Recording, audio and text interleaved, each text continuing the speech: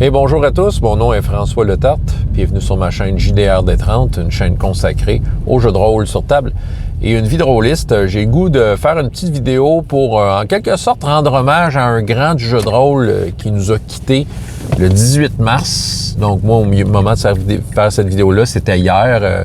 J'ai appris la nouvelle un peu, là. Il y en a qui en parlent, mais je dirais que ça donne l'impression que c'est quelqu'un qui est super important, en fait. Il fait partie de l'ADN de tous les rôlistes. Et je pèse mes mots ici.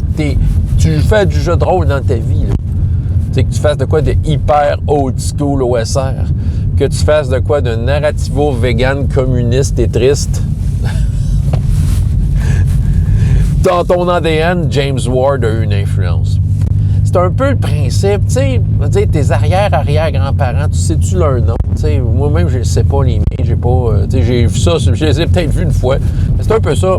Mais James Ward, il faut en parler. C'est quelqu'un qui est très important, qui a été actif, écoute, dès la naissance du jeu de rôle jusqu'à pratiquement sa mort, parce que je suis abonné à sa page Facebook, souvent il nous partageait ce qu'il faisait, puis il me semble que très récemment, là, il nous partageait ses projets, sur quoi il travaillait. Il travaillait encore.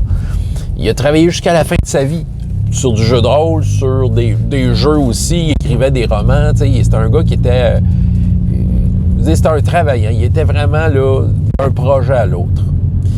Fait que James Ward a vraiment vécu la naissance de TSR. Quand Donjons et Dragons, ils ont décidé que, on va s'auto-éditer. Ils ont engagé des employés à un moment donné. Il était vraiment dans la première batch d'employés engagés. Il était jeune.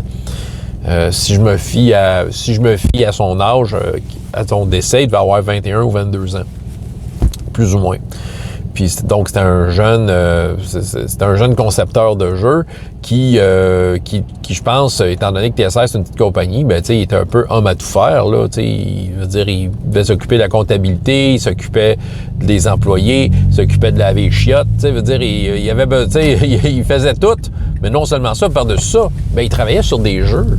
Premier jeu de science-fiction, que je vous nomme quand même assez souvent, ce qui m'a marqué, c'est Metamorphosis Alpha. C'est le créateur de Metamorphosis Alpha, le premier jeu de rôle de science-fiction jamais créé. Puis il a vraiment travaillé sur plein d'affaires. Au fil du temps, Gamma World, qui était un dérivé de Metamorphosis Alpha, mais qui a eu beaucoup de succès. Je me souviens, en tout cas, j'avais beaucoup d'amis qui jouaient à ça.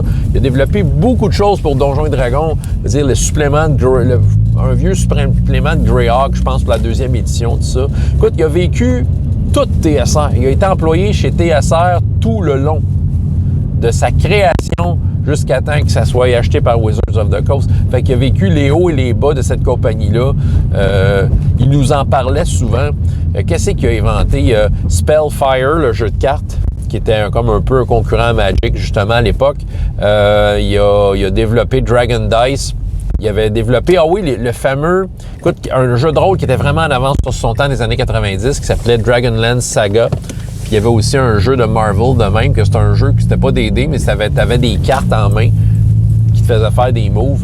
Puis sérieusement, un jeu très en avance sur son temps. Il y a du monde qui ont vu le potentiel à l'époque. Je me souviens, là, j'avais beaucoup de monde qui tripait sur cette version-là, de cette façon-là de faire de jeu de rôle, mais c'était du jamais vu. Mais c'est ça, c'était super en avance sur son temps. Et c'est ça, évidemment, il y a toutes les itérations de Metamorphosis Alpha, il a mis la main à la pâte, il a donné son cue jusqu'à la 5e édition. Il supportait encore ce jeu-là. Il allait encore au GaryCon. Il faisait des conventions, puis il faisait le GaryCon à Lake Geneva. Donc, évidemment, c'était pour... c'est Gary à cause de Gary Gygax. Là. Donc, c'est vraiment un endroit où tu peux rencontrer vraiment des pionniers du jeu de rôle. Je sais qu'à chaque année, il faisait des games de Metamorphosis Alpha. Je vais vous avouer que j'avais dans une petite liste secrète dans mon cœur de dire « OK, à un moment donné, je suis capable de trouver du temps, l'argent, tout ça. J'aimerais ça aller jouer avec lui. » Évidemment, ça n'arrivera pas, mais on s'entend. C'est bien triste. C'est bien triste, en fait, mais on s'entend. J'ai jamais vu les Ramones non plus à toutes les fois qu'il était ce groupe de punk-là qui était actif. Je me dis, la prochaine fois, jusqu'à temps qu'ils se séparent puis que les membres commencent à décéder. Ben c'est ça, bon. Fait que James Ward, là, allez lire sur ce gars-là, sérieusement, c'est ça qui arrive. Il va passer un peu sous le radar parce que, tu sais, comme il a fait beaucoup de choses, mais il a peut-être pas le nom... Tu sais, il n'y a pas le nom prestigieux, Gary Gygax ou Dave Arneson, mais tu sais, pourtant, il fait partie des premiers qui sont là, et des quelques-uns qui restent, mais lui, il a tellement travaillé sur plein d'affaires que de proche ou de loin, peu importe le jeu de rôle que vous avez joué, peu importe le style de jeu de rôle que vous aimez, de proche ou de loin, ce gars-là est dans votre ADN. C'est ça. Donc, vraiment un personnage important du jeu de rôle, qui est décédé. Puis c'est ça, je pense que ça vaut la peine juste d'aller lire un peu ce qu'il a fait, juste quand même un peu saluer sa carrière et de reconnaître sa place, sa très importante place qu'il a dans l'univers du jeu de rôle, dans son ensemble. Voilà.